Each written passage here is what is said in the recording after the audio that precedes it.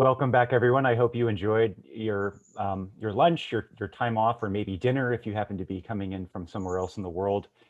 And we're so glad you're spending the second half of today's symposium with us. Our second session is entitled Healing from a Pandemic, Ecopsychology and Ecospirituality. I will introduce each speaker in order of appearance when it's their turn to give their presentation. And as we did with the plenary sessions in the morning, we will tabulate and table questions using the Q&A app on Zoom, which is at the bottom of your screen. And we will hold court at the end after all of our presenters have gone for a general discussion going back to some of those questions. So we are so delighted to introduce our first speaker for session 2, Dr. Peter Kahn, who is a professor in the Department of Psychology at the University of Washington and director of the Human Interaction with Nature and Technology Systems Lab, also known as HINTS. Dr. Kahn has been a major instigator in the field of ecopsychology, and among his seminal contributions to that nascent field are The Rediscovery of the Wild from 2013, which he co-wrote with Patricia Hasbach, and Ecopsychology, Science, Totems, and Technological Species. Dr. Kahn, we're so honored to have you with us, and I will turn it now over to you. All right. Thank you, Devin. It's so good to be with all of you. I'd like to contribute to our discussion of healing and transformation during this time of the pandemic. You know, it's that I'd like to do so by trying to talk about 3 challenges and opportunities. So the first is framed by this problem of what I refer to as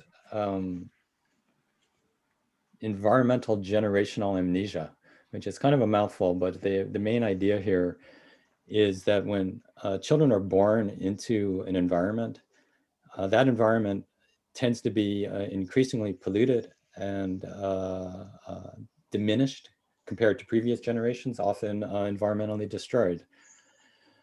They are constructing, this is the psychological, kind of the eco-psychology move here, they are constructing an understanding of what normal is, and they're constructing a baseline. If they are not having experiences outside of that, they are largely constructing normal based on what they're living in. And then as each generation comes along, we continue to destroy. Kids are constructing an increasingly impoverished baseline of what is normal. Now, of course, as they get older, they can start getting knowledge of what's going on. But that's against the phenomenology of their experience, which is, well, things are kind of the way they were when they were kids. So I first started seeing this sort of problem decades ago in an early study I did in inner city Houston, Texas, with an all-Black community. We interviewed first graders, third and fifth, on their environmental views and values. And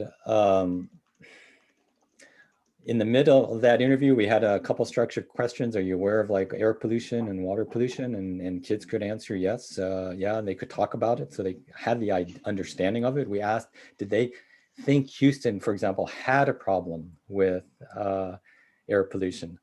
And they said, no. A significant number changed to no. We don't have it here, but they can describe it. That's exactly the issue here, is that they are constructing a normal air environment based on what they're growing up in.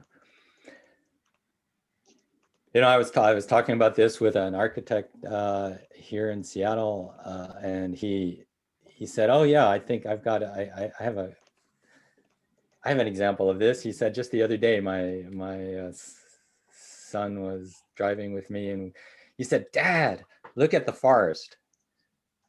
And they were driving along a city street with trees alongside. And for the son, he's calling that a forest. And he said, that's an example of environmental generational amnesia, right? And I go, yeah, that's it. And then he said, yeah, well, I know what a forest is. And he describes the names of place just right outside of Seattle. That's a state park, forest. And that, that park's been logged for, many, many times, heavily logged over the last 120 years. And for him, that's the real forest, the old forest. And so he's not, do you see that he's not aware himself? He sees it in his child. He's not aware himself that he's a product of this psychological phenomenon of constructing what a normality is, what a healthy, big, old forest is. And that's us, that's all of us.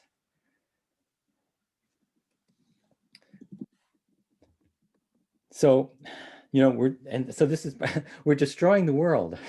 And we're suffering. We're suffering physically, we're suffering psychologically. I mean, if you just look at the United States, it's like, what is it? 2/3 of us are overweight, 1/3 of us are obese, 10% of us are on antidepressants, 7% asthma. I mean, the list is endless. Books are written, volumes describing our dis-ease. Think about Paul Shepard's Nature and Madness, right? This is insane. It's insane what we're doing, and yet we keep normalizing it. And it's that generational shift that I'm pointing to, is that children are born into dis-ease, and they're constructing this baseline of normality. So part of the challenge and opportunities, wake up. We're like in a stupor, wake up.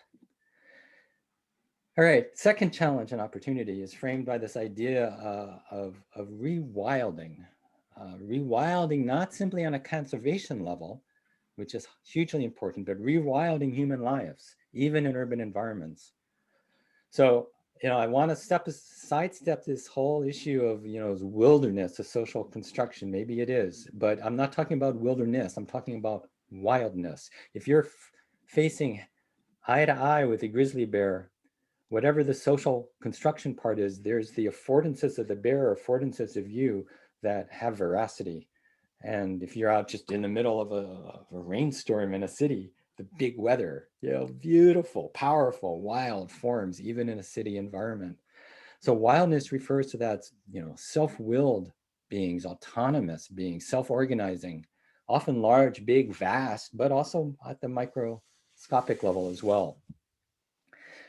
So my research group has been developing a new design theory that we see as complements biophilic design. We call it interaction pattern design. And we're asking, how can we design cities that push back on this environmental generational amnesia, make it slightly more wild? And if you can see important patterns of interaction, once you define it as a pattern, you can ask, how do you make the pattern a little more wild in the city? So for example, beautiful pattern, walking along the edge of water and land, at the ocean or something, beautiful. Ocean waves, beach, we walk along the edge. In Seattle, powerful pattern enacted at Green Lake, a large lake in the middle of the city. Instead of houses around it, we have public space and a walking area, trail around the entire lake. It's the most heavily used park in the entire region. It's enacting this pivotal pattern of walking along the edge. If you're designing a fountain, even with concrete, you can make it something you just look at, or you can make it so kids can run along the edge. That's the pattern idea. So if we have more time, I'd love to talk about interaction pattern design and how it can be huge in redesigning, rebuilding our cities to make us, to engage this issue of the affordances of wildness, to rewild us. The third challenge and opportunity,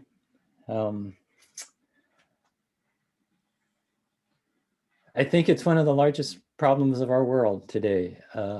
It's one of,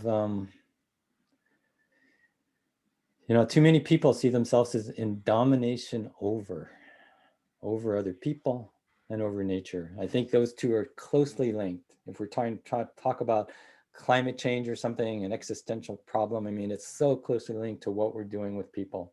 Domination, I'll speak just bluntly, I think ex-President Trump is epitomized a domination worldview.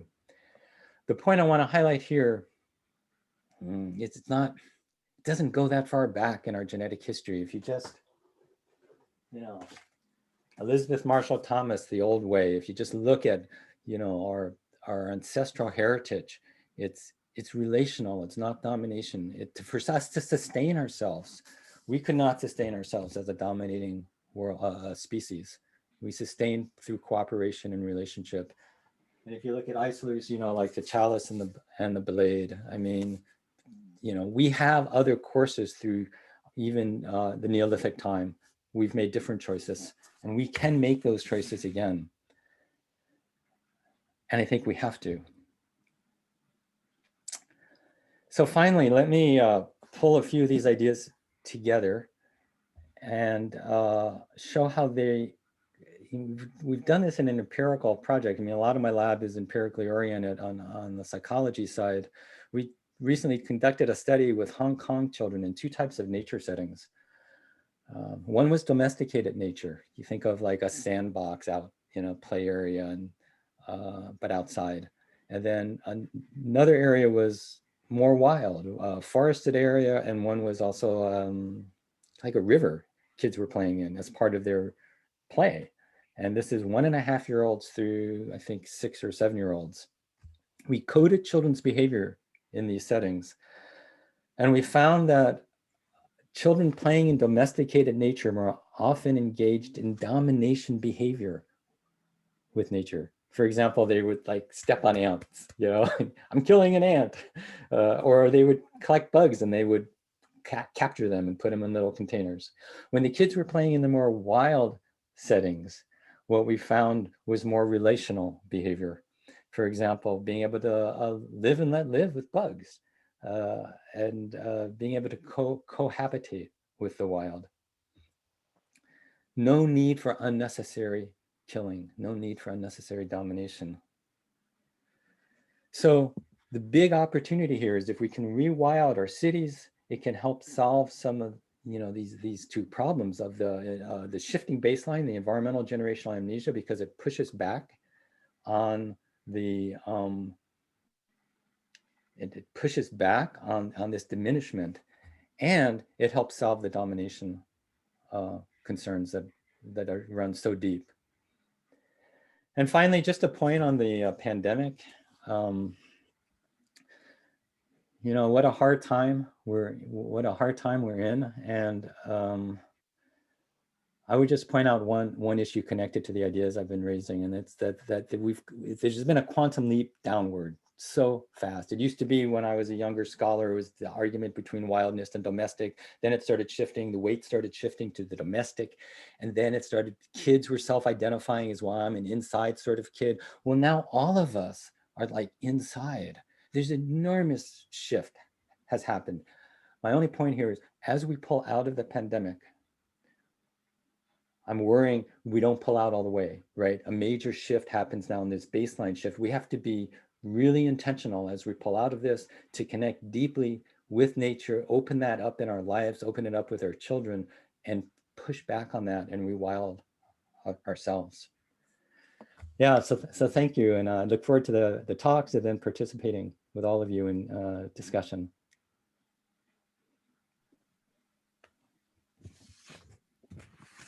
Thank you so much, Peter. That was really, really great. As a fellow parent with kids hemmed indoors by the pandemic, I agree. Our next speaker, Dr. Patrick Beldio, earned a PhD in religion and culture from Catholic University. He also holds an MFA in sculpture from George Washington University.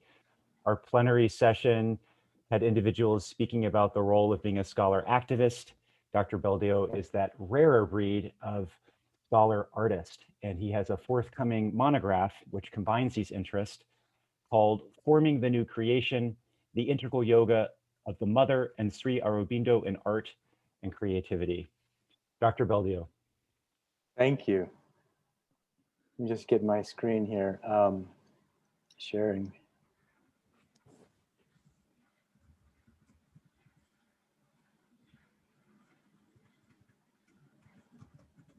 So let's see, 1 second here.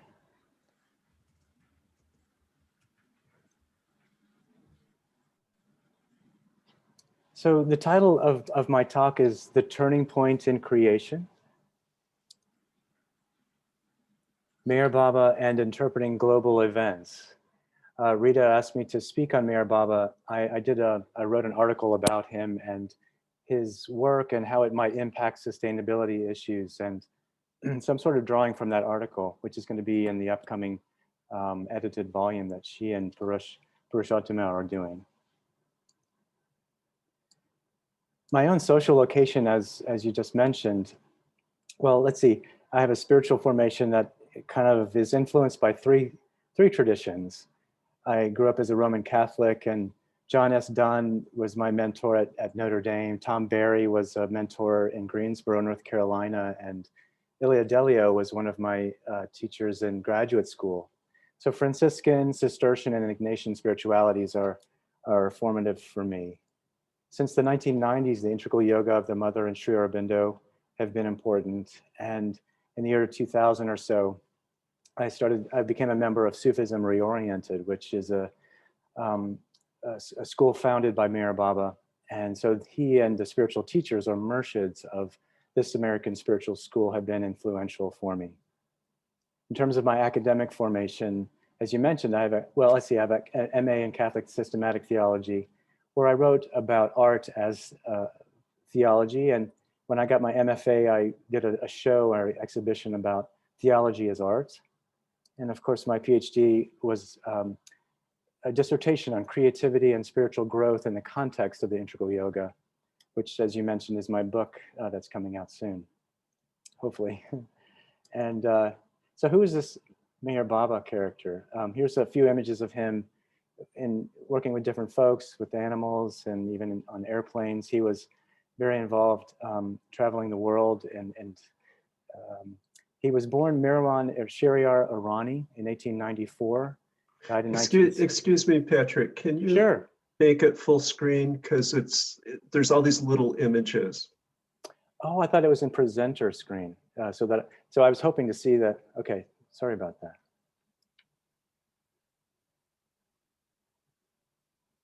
Yeah, much better. Much better. Thank you. Thank you, Chris. So yeah, he was born Marymount Shahryar, Irani. His disciples named him Meher Baba later. He was Zoroastrian, but his teachers were Hindu and Muslim. So you'll see some of that influence in his cosmology. This is an image of his cosmology drawn by one of his disciples. It's in his book, God Speaks. It's called The Divine Theme, and it's sort of a pattern of going from silence back to the silence. You can sort of see the beyond state of God becoming the beyond state, and then instantly in the creation moment, going through evolution, reincarnation. And then once reincarnation finishes, there's this pattern of the spiritual path of going back to the silence through 7 planes of consciousness, through the subtle plane, the 6th plane. You can see, I think, Vedantic influence here. And also evolutionary forms. It's very reminiscent of Sri Aurobindo and Vivekananda. His work, he said, was to break my silence. And I'll speak about that a little bit. He was silent for 44 years. The first 2 years of his silence were communicating through writing from 25 to 1927. And then he used an English alphabet board from 1927 to 1954. He was sort of like the first texter. And from 54 until 69, when he passed away, he used his own unique sign language. And it's good to note that he also used no communication while he was in seclusion for much of the decade of 1958 to 1968. So this silence was a crucial part of his work. And he said about it that when he broke his silence, he would speak his second word. He said, "When I break my silence, it will not be to fill your ears with spiritual lectures. I shall speak only one word, and this word will penetrate the hearts of all and make even the sinner feel that he is meant to be a saint, while the saint will know that God is in the sinner as much as he is in himself." And Murshida Weiland Connor, she's my teacher and the spiritual teacher of Sufism. She comments that Baba tells us that his second word is parallel to the original word that first brought creation into being and caused the realms and planes to descend. Initiated by the breaking of his silence, Over the next 700 to 1400 years, the dawning era, however, will unfold entirely new patterns of growth never seen on Earth before. Referring to this as universal work and the central goal of his advent, Baba intimated to his lovers, quote, "Something great will happen that has never happened before." So if you look at this chart again, what does that breaking of the silence mean? It has to do with these boundaries that you see going around the different spheres, the gross sphere, the subtle and mental sphere, especially the separation between the beyond state and all of creation, that those boundaries would be broken and that the silence would rain down into creation, creating a sort of a collapsing of all the boundaries in which the gross world and the mental and subtle spheres would sort of combine and become one. And so this was something that he never said it was just a positive thing that actually had a negative or a shadow side to it, that it would be a painful process. And so he said about it, when an atom is split, a great amount of energy is released. Similarly, when my silence is broken and I utter the word, infinite wisdom will be released. When an atom bomb strikes the earth, great upheaval takes place in the form of devastation. Similarly, when the word will strike the universe, great upheaval will occur in the form of material destruction, but above all, there will also occur a tremendous spiritual upliftment. He also said, in terms of society and politics, he said, after all the current chaos in the world, which we're living through, and he was writing during World War II at this time, after all the current chaos in the world, there will be a complete change. A new world order will arise in which all are equal. It won't be communism, socialism, or fascism, which are all formed on a material basis. My plan will be on a spiritual basis, in which there will be no poor and no rich, but all given equal status communally. Great nations that have enjoyed a predominance of power for so long will now have a fall and will be on par with others. So this has much to do, as we understand it, with the United States, which he said would lead the world spiritually after its fall, after its redirection and purgation. Murshida Connor comments that if creation is to achieve its ultimate goal of rejoining the silence as conscious divinity, this primordial, most gross realm, this dark physical plane of dense, unconscious basic matter must be thoroughly understood, mastered, refined, put in the service of the spiritual evolution of man, and loved and worshipped as to an expression of God. And what that has meant in our understanding is a move from ascendant spirituality to a descendant spirituality. If ascendant spirituality is one that seeks to ascend the planes of consciousness that Meher Baba's chart maps out there, it's in order to achieve liberation or moksha, yet leaves the body and physical matter behind as it is, unchanged. Descendant spirituality would be something that responds to an unprecedented descent of the spiritual planes, the subtle and mental, into the gross plane. And so this idea of theosis, or in my Catholic background, or divinization of matter becomes possible. And of course, Debashish will talk more about this, but the mother and Sri Aurobindo, we look to as incredible and beautiful examples of this descendant spiritual approach that seeks to divinize matter, that seeks to aid the descent of supramental energy coming from the silence. And that's really Sufism's understanding of itself and what it seeks to do.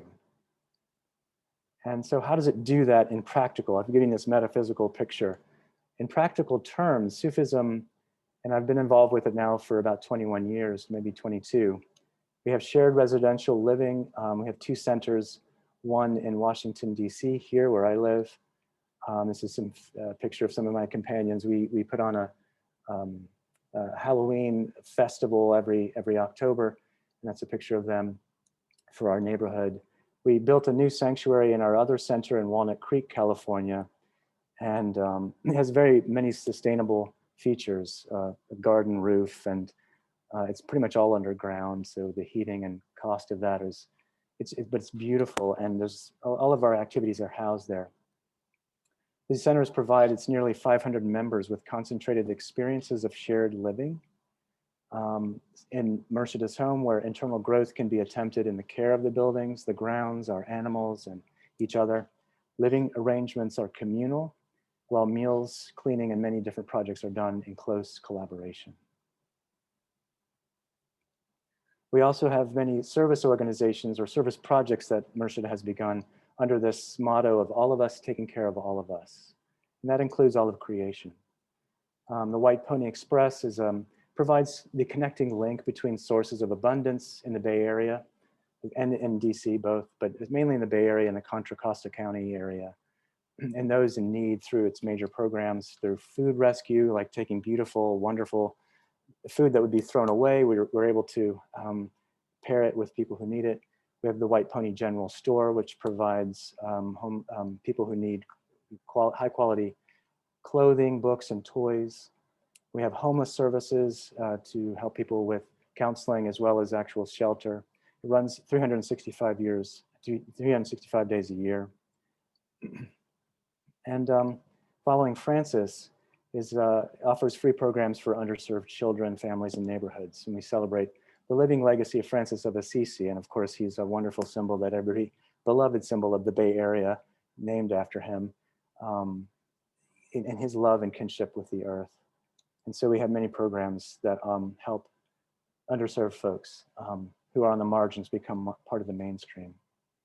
And so we have a wonderful, we have nativities that we do during seasonal Christmas times, and we actually just did a parade of animals recently. So we're including animals in a lot of this as well.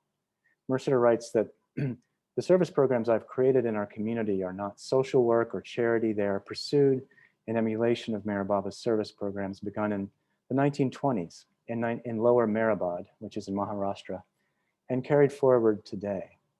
They give expression to the principles of God's new creation, embodying the truth that all are one.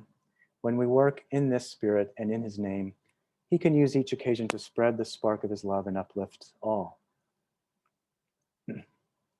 Another project that's been in existence since 1974, Murshida Ivy Deuce, who was the teacher at this time in 1975, she founded this school called the Mayer Schools. It provides excellent non-sectarian education, grades pre-K to 5, modeled on the principles of Baba's Prem Ashram, or School of Love for Children.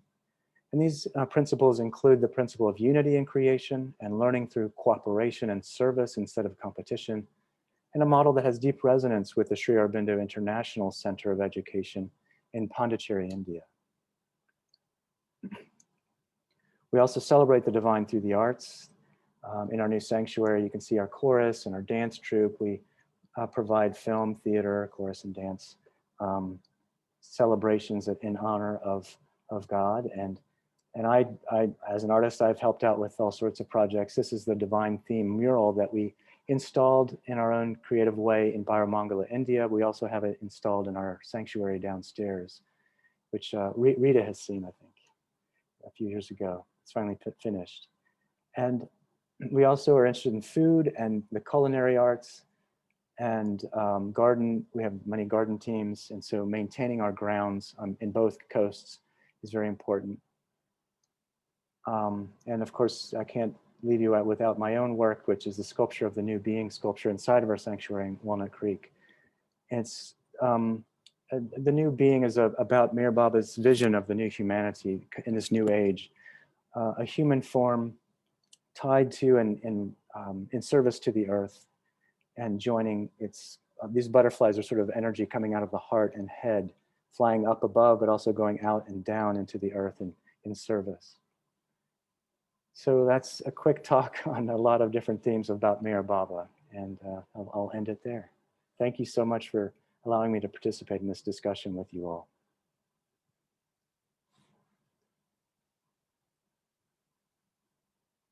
Let's see, I'll stop the sharing here. Thanks so much, Patrick. You're welcome. Lovely to see all that good work that's being done around those institutions. There's much continuity between Patrick's presentation and our next speaker, Dr. Debashish Banerji, who I'm delighted to have here. He's no stranger to the GTU. Dr. Banerji is the Haridas Chowdhury Professor of Indian Philosophies and Cultures and the Doshi Professor of Asian Art at the California Institute for Integrated Studies. He is a preeminent scholar of the Bengal Renaissance, including figures such as Rabindranath Tagore, and his most recent book is entitled Integral Yoga Psychology, Metaphysics, and Transformation as Taught by Sri Aurobindo, which came out last year in 2020. The title of his talk today is Becoming Earth, Becoming World, Post-Human Identity in the Polis of Divine Anarchy. Dr. Banerji. Thank you, David. And I also wanted to say I really enjoyed your talk. So I'm going to read my paper. This talk is dedicated to the city-state of Auroville and its founder, Mira Alfassa, the spiritual partner and collaborator of the 20th century Indian philosopher yogi, Sri Aurobindo, who designated her as the mother. The talk is divided into 3 sections, each of which is inspired by a quote from the mother that I will read at the end of the section. The first, the Anthropocene. Atmospheric scientist Paul J. Crutzen has proposed from the start of the 21st century that the human footprint is so ubiquitous across the earth that we have entered a new geological era, the Anthropocene. The Anthropocene is the geologic counterpart of the non-local time and space of 21st century postmodernity, a kind of technological apotheosis or technosis in which humanity experiences a layer of omnipresence, omnipotence, and omniscience due to the ubiquity of cyberspace. One may think of this as the apotheosis of modernity, a kind of Hegelian end of history, when science and technology has achieved for humanity what it set out to do in the 17th century with the Enlightenment.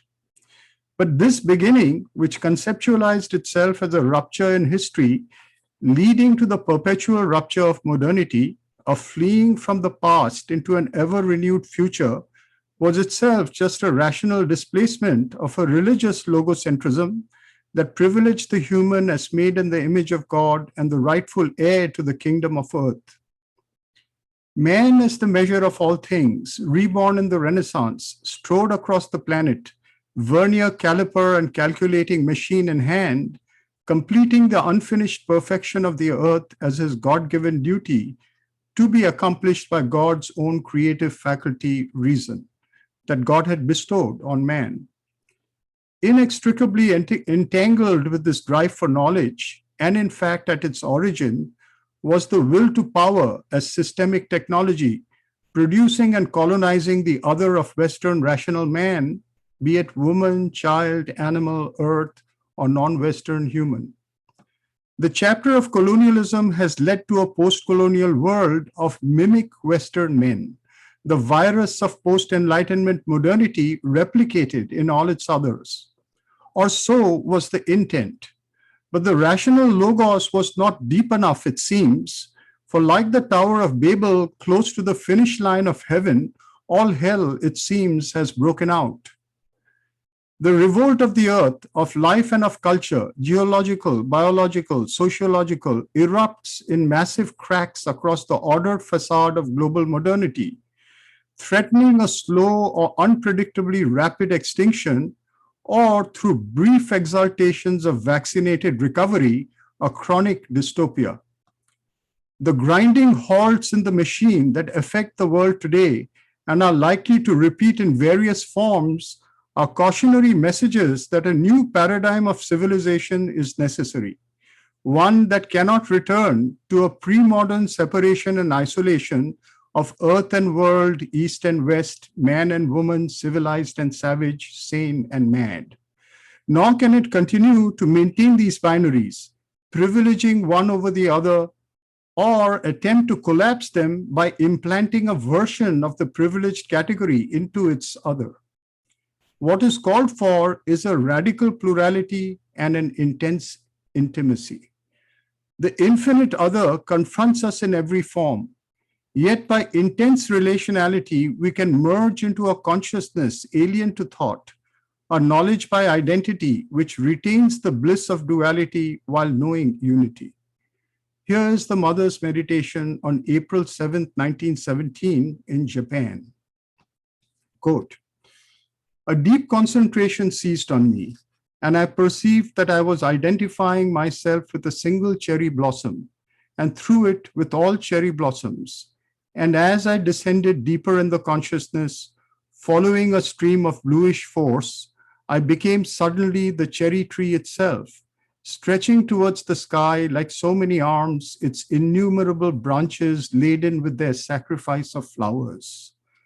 Then I heard distinctly this sentence, thus thou hast made thyself one with the soul of the cherry trees, and so thou canst take note that it is the divine who makes the offering of this spring prayer to heaven. When I had written it, all was effaced. But now the blood of the cherry trees flows in my veins, and with it flows an incomparable peace and force. What difference is there between the human body and the body of a tree? In truth, there is none. The consciousness which animates them is identically the same." Unquote. Second part, the we. In the question concerning technology, Martin Heidegger accurately read the will to technology at the heart of modernity, enframing, classifying, and commodifying the world into standing reserve. All things are calculable, the human anonymized to fodder for capital, human resource. Modernity, in offering individual freedom and choice, tears the individual from its traditional belongings and isolates him, but simultaneously renders him as its conditioned subject, one of the they. If an individual awakes to this facticity, she experiences the dread of oblivion and must wrest his or her individual subjectivity from the they in a heroic act of authenticity. Death is the point of singularity which alone can be anonymized, which alone cannot be anonymized. A being towards death, the condition for authenticity and freedom from the they, the condition of being a subject capable of true relationality, his, her relation to the earth, that of the shepherd of being. This is Heidegger's response to modernity. But as the recent post-humanist thinker Bernard Stiegler has pointed out, this response is no solution to the transformation of the they. The inner freedom of the I is no safeguard from the world conditions of the they. Heidegger diagnosed this as the temporal horizon of modernity. He called it the Europeanization of the world and the age of the world picture. Today in the Anthropocene, the signs of the fulfillment of this temporality are more evident than ever, there being no refuge from the regime of capital.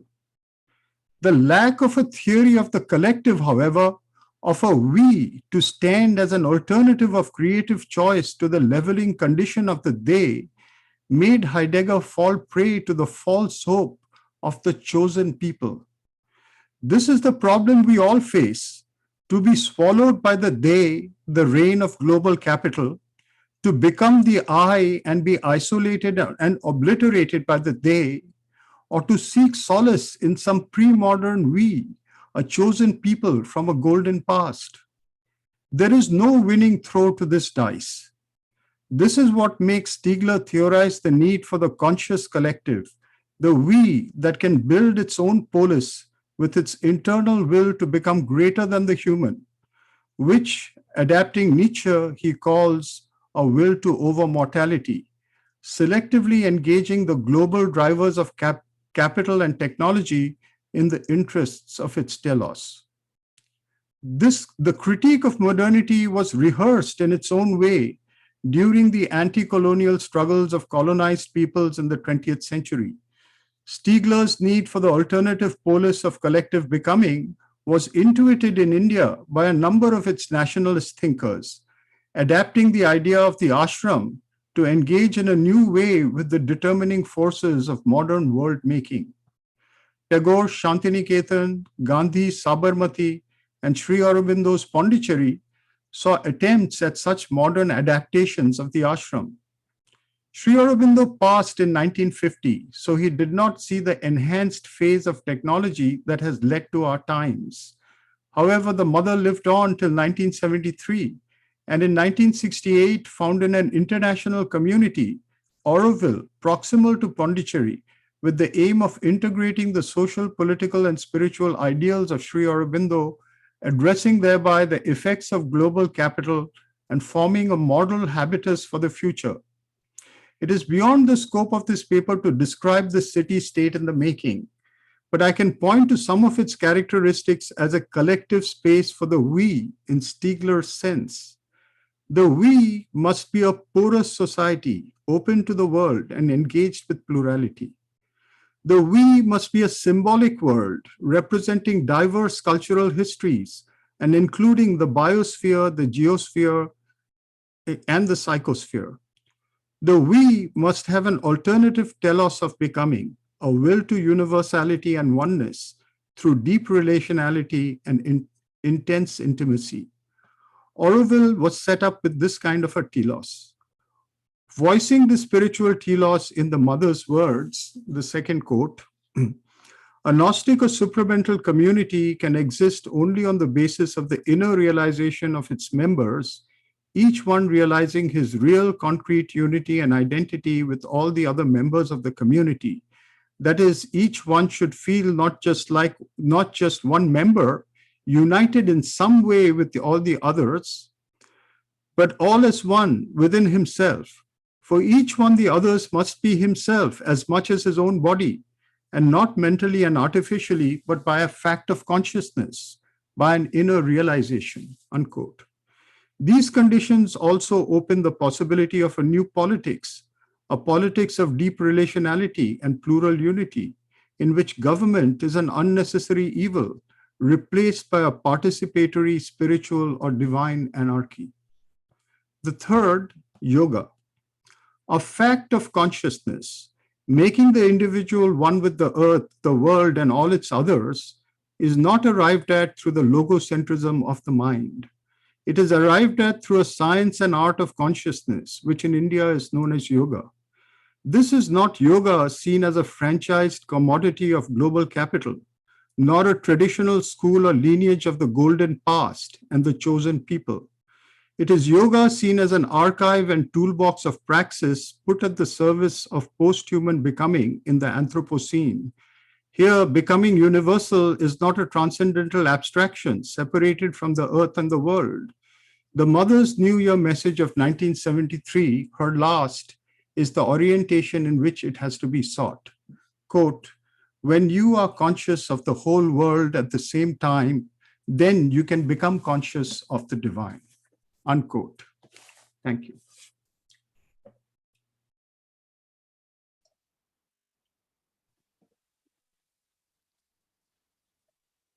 Thank you so much, Dr. Banerji. That was fascinating. I love the revision of the European aesthetic tradition there, vis-a-vis Heidegger.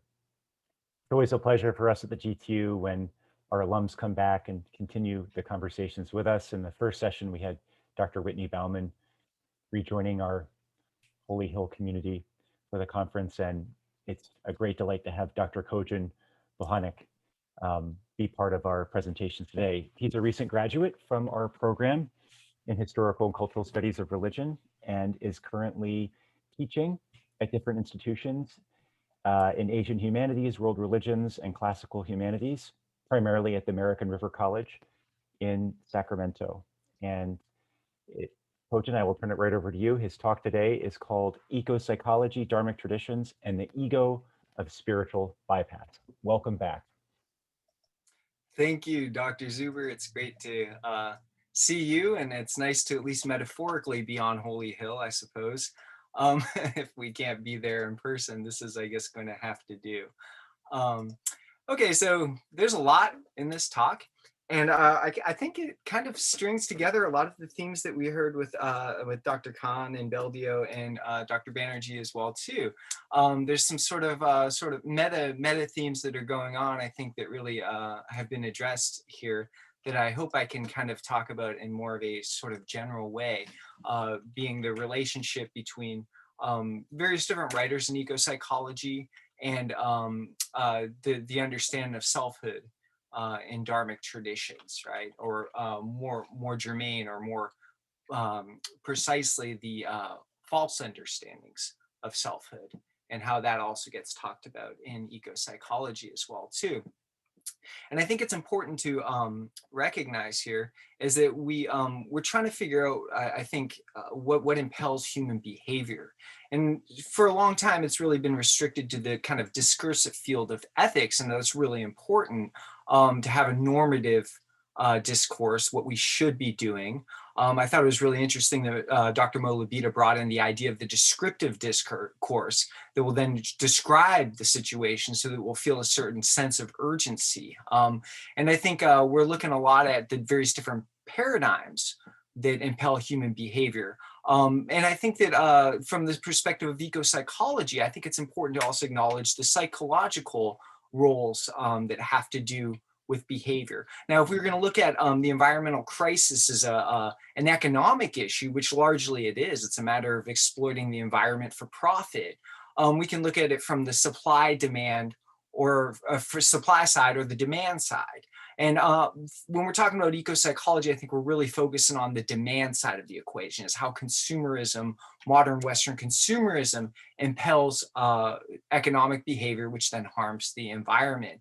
And when we're talking about psychology, there's a lot of different ways that we can look at this. But I think it's really important to talk about the defense mechanisms that we have that really prevent us from addressing the situation and looking at it straight in the eye. Dr. Mo Labita spoke very eloquently about the sense of hopelessness that we get in the face of the environmental sort of situation. But another way that we can think about these defense mechanisms is that they sort of preserve this fantasy, this delusion that we can just continue unmitigated consumption, and that consumption will bring about a sense of well-being and happiness. And I think that's really kind of at the heart of what the eco-psychology I'm addressing. At least there's obviously other ways of addressing eco-psychology, but also there's an element to spiritual bypass here, is how we can use spiritual language to get too transcendental and to kind of pull us away from the valuation of this world, right? This world being the natural world, including the natural world as well too, and that also has a psychological component to it too.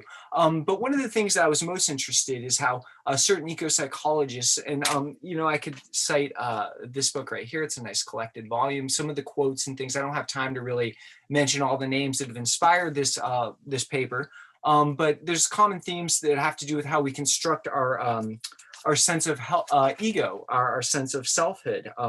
Peter Kahn spoke about normalizing and how we construct our understanding of what normal is. And that I think is very germane to what's going on here. And that this idea of ego construction, this sort of false sense of self, very much dovetails with what the Dharmic traditions have been critiquing for, a good 2,500 years or longer. And then the other element to this, of course, is a spiritual bypass. And this is to be careful to make sure that our religious traditions or Dharmic traditions or whatever traditions we either have identify with or at least are inspired by, that we're not just sort of appropriating spiritual talk in a way to actually focus on the transcendent at the expense of the immanent, right? So here's just some of the references that have inspired.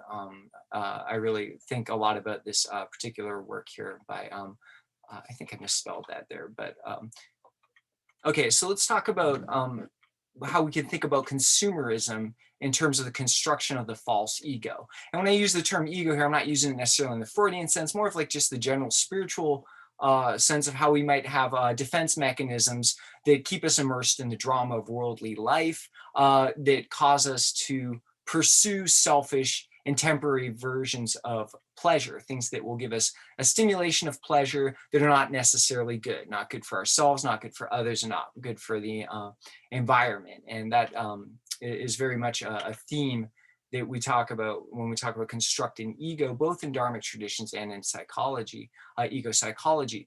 Now, this constructed ego, there's many different ways this gets spoken about in the Dharmic traditions. If you are familiar with the Sanskrit terms, there's some of them right there. But really at the heart of it is this understanding that there's like an ontological misunderstanding that creates a sense of self-centeredness that causes us to inflate our own desires against the well-being of others, but that is ultimately self-destructive as well. And that's really what's going on when the Dharmic traditions are talking about this sort of false sense of ego that keeps us in a sense of chasing what's pleasurable at the expense of what's good, thinking the pleasure will be the good, but it really causes more pain to ourselves and to others, right? And so these Dharmic traditions have various different injunctions against seeking happiness from what we might call material consumption. And you can hear that really does resonate with how we might critique sort of patterns of American consumerism and Western consumerism.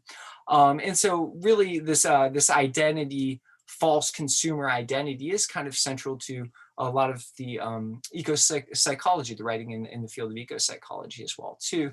And that's how this sort of modern consumer culture and marketing gives us the sense that that we're incomplete unless we purchase a product, and that product will make us feel complete, right? It sort of plays on you to make you feel like you're inadequate. You get the product, you will be adequate, you'll be full, and you'll be a happy consumer, right? So this is a way of constructing a false sense of identity, a false narrative of what will ultimately be fulfilling. And this is internalized by anyone who's growing up in a consumer-based culture where the main economic activity is based on consumption, and which often, implies the destruction of resources in the name of material gain. So the theory of egoism in Dharmic traditions is very, very much akin to this. The idea that the consumption, material consumption, will create happiness is considered to be something of a false promise, right? And so we have a lot of different terms in Dharmic traditions that express this. Again, if you're familiar with the Sanskrit terms, this is what they look like. But really all convey a very similar notion that the attachment to material consumption is going to be based on a mistaken sense of happiness and purpose, right? And that's what our false ego is made of. Now, I'd like to just look at a couple different texts in these traditions to see, to show how they talk about this. For example, the Jain Yoga Shastra, and it was really nice to hear Dr. Banerji speaking about yoga and its relationship. So I have a couple different yoga texts that I cite here. And the Jain one is, here's a verse from the Jain Yoga Shastra. Scattered consciousness is agitated by the ebbing and flowing of material desire, despite having sufficient happiness, right? So we have what we need to be sufficiently happy, but then our consciousness gets disrupted by this ebbing and flowing of material desire. The perception that the objects of the senses are the source of happiness is merely imaginative. That is to say that the perception that we would consume our way to happiness is really vikalpa, right? Is an imaginative idea here. And I included the Sanskrit at the bottom. If you want to check my work, I translated this. From the same text, having disregarded the false external self, the yogi should constantly direct their attention to the transcendental self with the internal self in pursuit of purity. And I think Dr. Kahn mentioned something about the purity of one's environment too, that really kind of seemed to ring with that. And I think the idea of pollution kind of has a way of dovetailing with ideas of purity in the Dharmic traditions as well too. How this false consumer type ego is actually a function of impurities. It pollutes your own mind, and therefore it makes sense that your external environment would be polluted as a result of that as well too. So in Hinduism, we have something similar in Bhagavad Gita. The ever-content yogi has nothing but loving kindness and compassion and does not hate any living beings. And here we have the false constructed ego that the ecopsychology addresses. They're free from selfishness and a false ego, and patiently endure a sense of equanimity with respect to material pleasure and strife. That is to say, it's an understanding that one's happiness doesn't derive from the external world. Therefore, the idea that you would consume your way to happiness is actually very much challenged by the Bhagavad Gita and texts like that. And to look at a text in Buddhism, the Dhammapada, eradicate the affection for the false ego, cultivate only the path of peacefulness. All right, this is Pali in case the Sanskrit doesn't look familiar to you. One who is enduring the wretchedness of material desire and covetousness has nothing but increasing grief, like grass that's been rained upon, right? So this is the idea really very much that material consumption, and I think this is quite applicable to our modern situation, to contrary to what modern marketing efforts would attempt to convey, that material consumption will actually increase your grief, the same way rain increases the growth of grass. And that's a very poignant illustration from the Dhammapada, the Buddhist Dhammapada. So in Dharmic traditions, it's a false sense of self is a function of addiction to sensory gratification. Again, the idea that you're going to get external source of happiness and that that will make you feel complete, right? When actually all things come and they go and nothing lasts, you don't get to keep anything in this life. And so therefore that creates pain. Ecopsychology, there's a very similar sort of theme, right? Where sensory gratification takes the form of modern consumerism, right? But in either case, egoism is the cause of worldly suffering and personal suffering. So countering the ego of consumerism for both Dharmic traditions and ecopsychologists kind of has a certain theme to it, right? The admission of a true self that is inherently good. I believe that Dr. Banerji talked about the heroic act of authenticity. This very much kind of rang to that in my mind, at least. That there is an actual, some degree of you that is inherently good. For the Buddhists, there is no self, but it's still challenging the false idea of a constructed ego that's going to make you think that external consumption is going to create happiness. Now, another way that we can look at this in terms of the psychology of defense mechanism is the idea of denialism, that, you know, when we're presented with something that makes us uncomfortable or challenges difficulty, a natural reaction is for us to deny, right? And so the environmental situation, you know, when it's presented with us with the sort of descriptive aspects of what's going on through science, et cetera, we get the sense of collective hopelessness, helplessness, shame, guilt, right? That's how we feel, you know? And I really, really like Dr. Molabita's book. She really addresses this very nicely. But really all of that sort of sense of hopelessness, shame, et cetera, can voice itself in terms of environmental denial, because again, we're presented with something that's unpleasant, right? It challenges our comfort zone.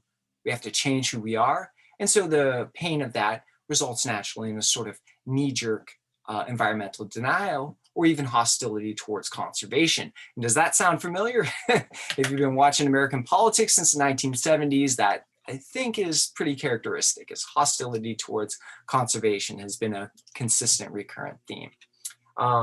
So if we think about it that way, really our psychology, our collective psychology, the psychology of our culture becomes the most important obstacle that we need to address, or at least a major obstacle, if we're going to really get the robust conservation measures that we're hoping for, right? And so this means that we need to really engage with the public rather than triggering off denial responses and hostility in the public, right? So getting over this sort of environmental denial that's a sort of defense mechanism that's a result of the sort of discomfort that we get when we address the crisis. So there's this sort of kind of tone to denialism in the Dharmic traditions as well too. The idea of this false constructive ego that leads us to want to consume as a source of happiness, which, as I've argued, very much dovetails with a consumerist sense of ego that's largely constructed by, you know, marketing, et cetera. That is roughly akin to this idea that we're ignorant about who we are and what will really make us happy. And there's a lot of different terms in the Dharmic traditions that speak to this. But that sort of willful ignorance, well, it's not always willful. So, I mean, we don't know we're ignorant often, but there's that sort of ignorance is really what causes us to be reborn in painful situations over and over again through reincarnation, because largely we choose the pleasantness of worldly consumptions over the difficult pursuit of a spiritual path because of this sort of defense mechanism and denialism that I'm talking about here. So the Dharmic traditions cause us to eschew the fleeting comforts of the material world, right? So like retail therapy is a term that's, you're not feeling good about yourself. You go on Amazon, you just start ordering things. You're kind of self-medicating through retail therapy. And arguably, again, Dr. Banerji, I hope you're not embarrassed that I keep pointing to your topic, but he talked about the sense of isolation we have in modernity. In a sense, we're all kind of a little psychologically ill, what's been called like alienation, right? And so one of the ways that we try to self-medicate is through consumerism, right? But the idea that that would actually be a source of happiness, the Dharmic traditions sort of very much call upon us to go beyond that sort of destructive repercussions of our consumptive patterns like that we see with modern consumerism. So in conclusion, we can think about a self-confirmation bias that we have as well too. Again, kind of speaking to the psychology theme. The ego has a way of rationalizing the pursuit of what we desire rather than what's spiritually good. And again, this is a theme that we can see in ecopsychology writings, but also in the Dharmic traditions. It's very strong. And we confirm what we want instead of understanding honestly what is the best thing for us, right? So there's a certain self-confirmation bias that's happening as a defense mechanism to really prevent us from the difficult challenge that the environmental situation presents us, and therefore we go into denialism, right?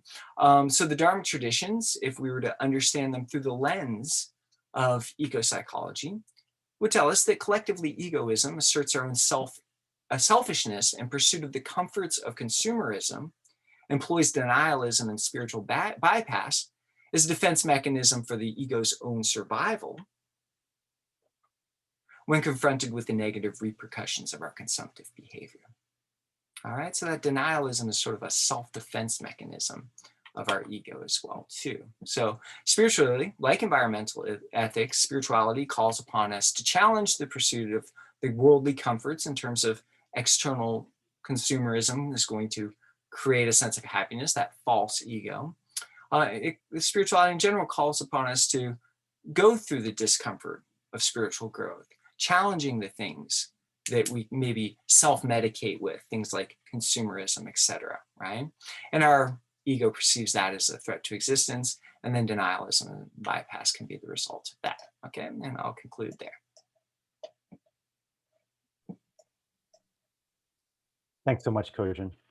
It's great to have so much convergence between these talks in this panel on ecopsychology and ecospirituality. It's a pleasure to introduce our final speaker for today, Dr. Craig Chalquist, who is core faculty at Pacifica Graduate Institute. He also has been a seminal figure in the field of ecopsychology and has even articulated his own niche within that space of terrapsychology. Among his many publications are Ecotherapy, Healing with Nature in Mind, which he co-edited with Linda Bazell, published by Counterpoint in 2008. Dr. Chalquist, the floor is yours. The title of his talk is When Outside is Inside, Terrapsychological Inquiry. Thank you very much. I'd like to start by summarizing a brief tale that was retold by Goethe, but it's probably of ancient Indian origin. It's a tale that I think a lot of us have heard at one time or another. There was a seasoned wizard who asked his apprentice to go fetch some water for their workshop, and then he left. So the apprentice decided to speed things up a little bit, and he enchanted a broom to go and grab pails of water and bring them. And so this resulted in the flooding of the workshop, at which point the apprentice realized that he really didn't know how to turn off the spell. So fortunately, the master wizard returned in time, and he broke the spell and stopped the flood.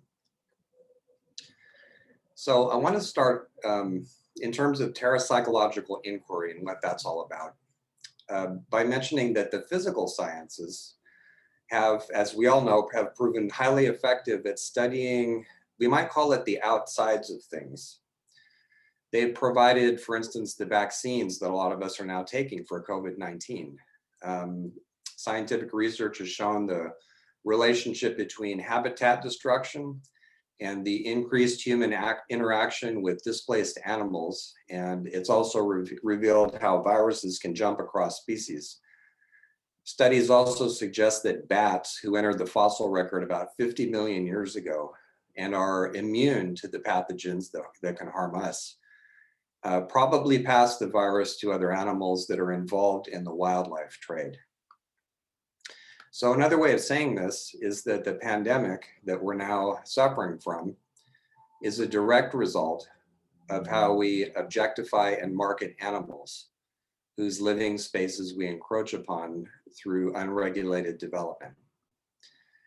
But the scientific tools with which we study this are also responsible, when they're not used reflectively, for the industry and development, which not only drive a lot of this, but actually threaten what's left of the biosphere, much of which is now flooding as the oceans continue to rise. When we disregard the subjective factor in our studies, we bring about what we might think of as the sorcerer's apprentice problem. Our efficient tools go running out of control because they require a mature consciousness in order to wield them safely. When we try to reduce the subjective to the outer, to thing-likeness, what we then do is send subjectivity into unconsciousness. So the notion that human consciousness can be studied like a thing is itself a subjective bias. It's a Zeusian fantasy of godlike distance and control. So qualitative and mixed methods research attempts to address this issue by consciously welcoming back the subjective, the very factor that some forms of physical science have done their best to eliminate. What we disparage as personal bias operates behind our backs mainly when we ignore it. But when we enlist our subjectivity as a valued resource, it actually enlarges what we can perceive. And so instead of trying to stand back from what we study, drawing mainly upon our intellect while doing so, instead of doing that, we bring in our entire organism, intellectual, affective, somatic, intuitive, relational. And we can also open ourselves to the idea that however useful it is to study the outsides of things, or things from the outside, we learn even more about the depths of human experience by aligning our inquiries with the equally rigorous disciplines of the humanities. Methods of inquiry on that side of the house look like tending symbols, interpretation, theme and motif exploration, historical reflection, nature writing, poetry, art, craftsmanship, philosophical query, storytelling for social and environmental justice. And we might even peek at what our imaginings and dreams have to offer. Instead of confining ourselves primarily to cause and effect, which is useful in some frameworks, we can move holistically, pattern-wise, thinking and intuiting in the round, much as the natural world does. Although there's no single method of inquiry or research methodology that will just magically cure, let's say, a pandemic and set us on the road to the good society or the beloved community while we go there, there is something available for honoring subjectivity, checking our biases, and taking the presence of nature and place and earth seriously. Parapsychological inquiry was also designed to start with the assumption of our psychological embeddedness in the world, instead of splitting mind from nature and then trying to chart or measure how they connect with each other. So this form of inquiry grew out of the observation that where we live and work is also in many ways who we are. Back in the year 2000, some graduate students discovered that our dreams revealed hidden ecological damage to the places where we dreamed. Furthermore, we could pretty easily trace our anxieties and mood swings and relational problems to these sources of unearthed trauma in the land itself. And there are strengths that we picked up on too. The clean running force of an unblocked and healthy stream nearby reflected in the vitality of our writing and communication, for example. We begin to see why people have sought mountaintops for peak experiences, valleys for going deep, deserts for self-purification, and fertile fields for making love. These parallels transcend simple causality, and they feel more symbolic or holistic or thematic somehow. Over decades of master's and doctoral work in higher ed, parapsychological inquiry has now widened. It still includes the study of the presence of place as it lands within us. But now it looks at how the things of the planet, and even the planet itself, live inside us. The cars that speak to us through shorting speaker wires. I had one of those and I would talk back to it whenever it did that. The phones and the wallets that go missing and they take our sense of identity with them. The houses whose pipes break just before overwhelming feelings flood us. When we interpret these as symbols, these events can tell us much about the life within, but it also works in reverse. As when our shifting dreams and moods, rashes and sprains symbolically represent shifts that are happening in the living world outside of us, whether locally, regionally, or globally. Outside is inside, and inside is outside. So if we apply this humanities-informed interpretive symbolic sensibility of TI, to call it short, to the pandemic, what might emerge? So if we go into history and literature first, we find that pandemics and plagues often occur during times of collective hubris, especially when the ambitious are in charge of entire political groups and even nations and cities. Plagues struck Athens, for example, at high points in her imperial pretensions. On the literary side, the plague of Thebes arose with the wrong-footed kingship of Oedipus. It's as though plagues confront us with the stark reality that the body politic is sick and in need of healing and restoration of justice. Sometimes also there's a story that lurks in word oranges. And so if we look up pandemic, we find that it goes back to the wild nature god Pan, who was apt to jump out of shadows and frighten trespassers in Arcadia, hence the word panic. The old tales tell us in many different ways that when we encroach upon the natural world, at some point, Pan pushes back. And we might also, just to take a third way in, consider the word corona in coronavirus and those disturbing spikes popping up all over its globe. The corona is an ancient symbol of kingship. In the United States, the previous president considered himself a kind of crowned head. The tragic and predictable result of his brutal narcissism was 500,000 unnecessary deaths. We are paying dearly for our failure to prevent the ambitious and immature from getting into positions of authority, and our failure to hold the murderously corrupt accountable. And this, of course, is a global catastrophe as well. Finally, we might consider the bad in fiction and folklore so often associated with the underworld. Perhaps our system of worldwide governance, much of it non-participatory, anti-democratic, and ecocidal, betrays a few bats in its belfry. This kind of imagistic, symbolic, thematic inquiry gives us permission to find meaning in what looks random to the cyclopean eye of materialism.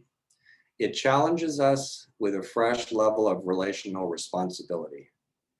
If things speak to us like this, how shall we respond?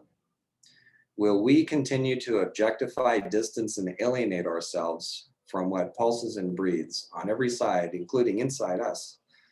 Or will we break the spell at last and feel in flesh, bone, feeling, and dream what we face, whether a pandemic, climate change, or whatever the next disaster brings, calls on us actively to care for the world around us, as well as within us and between us. Thank you very much.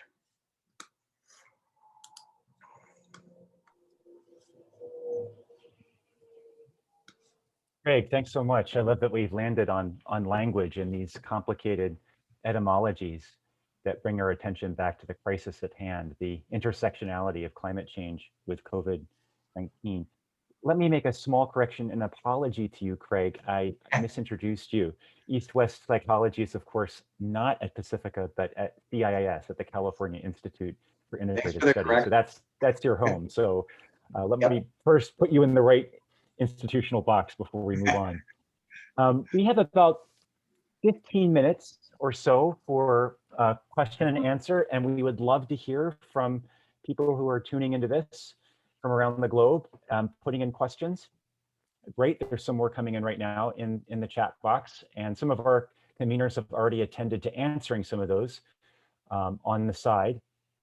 And I have some remarks I could make, as I'm sure Dr. Sharma does as well, but I would actually like to back up to a question we had from the opening morning plenaries from a guest in Canada, from Vancouver, from Javni, and I'd like to actually bring it to this panel because I think it still is legitimate, because a lot of these presentations have dealt with questions of relationality with non-Christian others and the viability of alternative spiritual systems outside of the West that provide places for critique of the status quo when it comes to globalization, market economies, and the like. So let me just pluck this question up and put it to the floor. And then we can see if Dr. Sharma would like to chime in with a remark and a question.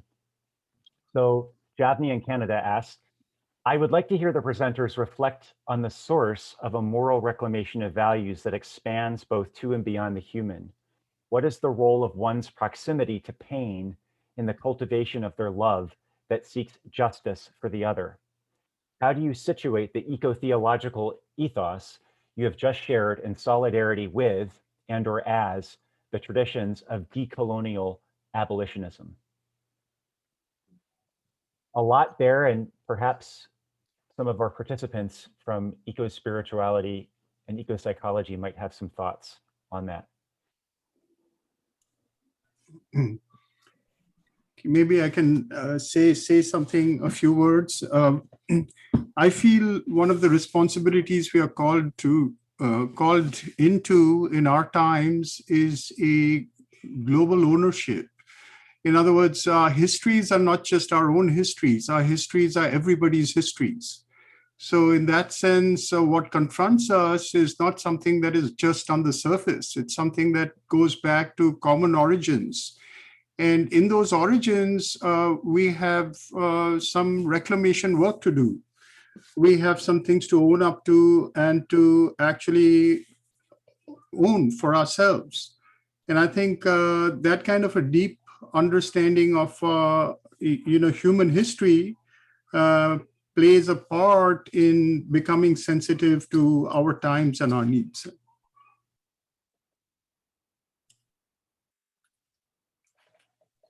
Thank you, Debashish. And perhaps history is in a broader sense, not only human, but biological Exactly. histories, the other than Yes. human, our entanglement with other species. Yeah. That's Cogen, do I see a flicker of a hand? Would you like to say something there? Oh, I wasn't flickering my hand, but I do have something to say to that point. Somehow the bubble has disappeared on my screen.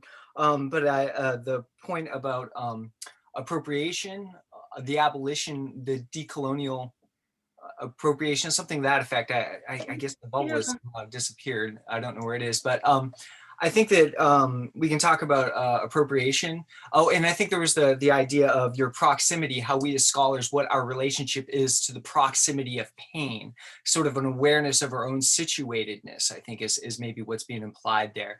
And I think that this sort of coloniality of appropriation can kind of happen in two different fronts, not different totally, but one culturally, just within sort of like mainstream culture, and one within the academy. And so I think that the decoloniality of the academy with respect to Dharmic traditions is really something that we can address as scholars, or at least that's kind of, part of what I see my work in, following Dr. Rita Sharma, who's obviously been a great mentor of mine. but how it is that dharmic traditions are sort of misunderstood and sort of adapted by outsiders within people who don't identify with the traditions and the academy, and sort of construct meaning within a tradition to which they don't belong, like with the Freudian lens, or just reducing them down to Marxist power relationships or things like that, which is actually like a violation of the cultural sovereignty of those traditions, right? So to start understanding that cultures have a sense of sovereignty that need to be respected the same way we would respect a country's sovereignty. We wouldn't go in there and violate the laws of another country. So we wouldn't go into another culture and start constructing meaning when we're not authorized to do that. So based on our identity and being part of that sort of peer review system that a culture has. But operating within a different peer review system of the academy. And so I think that that's kind of an interesting way to look at the proximity to the pain of people who are in, indigenous Indian traditions. I mean, India and South Asia traditions. So that's kind of how I would look at that. Great, thanks, Cogen. We have another particular question for you in the chat, but I'm wondering perhaps if my colleague, Dr. Sharma, would like to ask a question pertaining to ecopsychology for the panel as a whole. The thing is that there's so many different elements of this, and Craig's development of parapsychology as well. And I think that Peter was a seminal figure when I was in grad school. His work has been amazing. And one of the things that I wanted to ask all of you, but in particular, Peter and Craig, is the relationship between our ability to cultivate connection rather than disjunction with wildness in a domestic sense, in a domesticated horticultural, gardening, urban forest, sense, even eco-village, versus what Peter described as a much more, should I say, humble response that those children had when they were actually in wilderness. They no longer felt in charge. And but the thing is that, with our limitations and constraints, and also the concerns of our presence in the wilderness and what damage it can do, even to well-intentioned people like pilgrims going to our national parks or actual pilgrims going up the Himalayas. If we cultivate that intensity of relationship with wildness, but within a domesticated front, do you think that we can overcome the desire to dominate and have a hegemonic relationship with wildness just because we're cultivating it? Yeah, that's there's a lot there, Rita.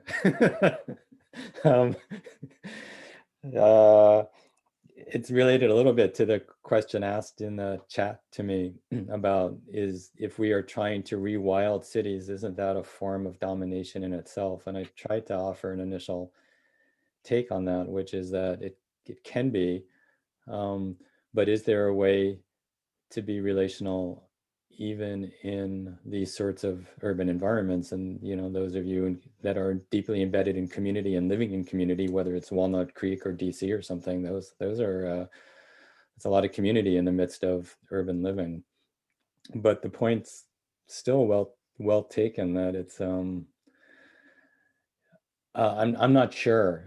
I used to be more on the wild side of everything and arguing, I felt like Paul Shepard was somebody that I just loved in terms of just arguing for something big and vast and powerful. And when I was collaborating with Steve Kellert on the book Children in Nature, and Steve started moving more to domestic biophilia design, domestic urban nature. And I kind of like went, well, whatever, I guess, obviously it's important, but that's not where my heart was. And then I felt like I got dragged into this whole stuff of the wild stuff just disappeared. And I think that's tied to the shifting baseline that I'm talking about. And so now really the weight is all at the urban level. So I started shifting. If I want to be relevant, if we're trying to move the world, we need to speak to where people are, and the people are in urban living. And so then that's saying, can we rewild the urban? But you're right that the rewilding in the urban, if I'm talking about, can we go from designing a concrete fountain where we can walk the edge of water to a lake? I mean, you're right. It's like, does that do enough? It moves, at least it moves it in the other direction. And it lets us engage in a way where we can, maybe this is my response, we hold out a vision of the more wild form. And maybe it's not realistic, maybe the population and density, and you're just right, it doesn't scale. Okay, but we hold it out and we keep developing that, even as we work where we can in that way. And in that way, we try to resist the continual destruction. That's maybe the best I can do with what a complicated, hard question you ask, Rita. In other words, take steps. Yeah. Yeah, Craig, what are your thoughts? Craig? I'm thinking along really similar lines to you, Peter. I've seen in my classrooms how, and not even classrooms, also just like master gardener projects and stuff like that, where you take people who grew up in very urbanized settings and don't know anything about anything connected to wilderness or outdoorsmanship or anything like that, and see how deeply transformed they are just by putting their hands in the soil or observing animals, even in a park setting. I think a lot of it has to do with the framework of why we're doing it.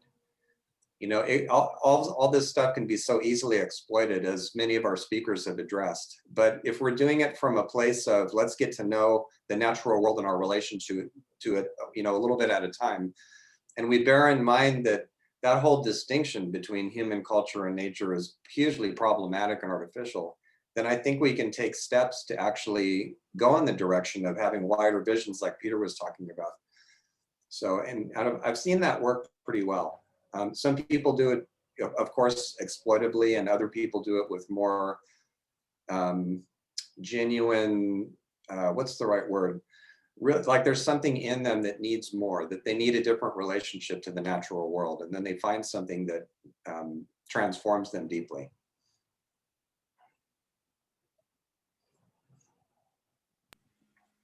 Thank you. Thank you, Craig.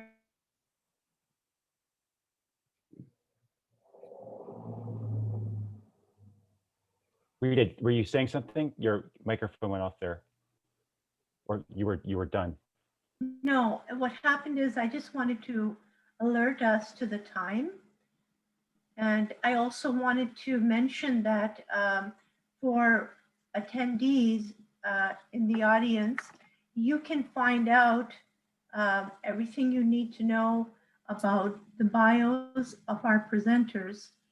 It's in the chat box. So in fact, what I'm going to do is I'm going to again put it in the chat box so it'll be right available for you. Okay, that was the only thing I wanted to mention. And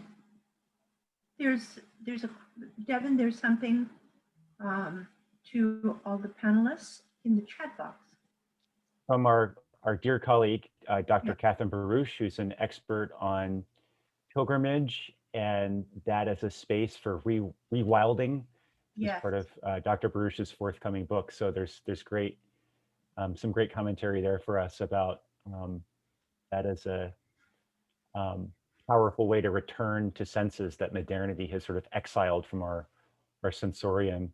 And I'm thinking of Thoreau here too, who I quoted briefly in my paper in the morning, that in wildness is the preservation of the world, right? It's become sort of a bumper sticker quote, but I think it's essential to go back to Peter's point that it's not in wilderness is the preservation of the world, it's in wildness. It's a mental state, a habitus we're meant to cultivate. Well, I think we've come up to the end of our time. We have a particular question again for Cogen that maybe he's able to answer on the side for that person. But to remind everybody, we do have another fantastic panel lined up for the final session of today, which will be on the ethics and justice of ecological consciousness, local and global perspectives. That starts at 3:30 Pacific time. So we have a half-hour break now to drink coffee, or maybe if you're on the East Coast, have another sort of beverage, and we'll get right back to it in half an hour. So thanks again to all the participants. This is a great panel, very thought-provoking, and we look forward to continuing the conversation after the break.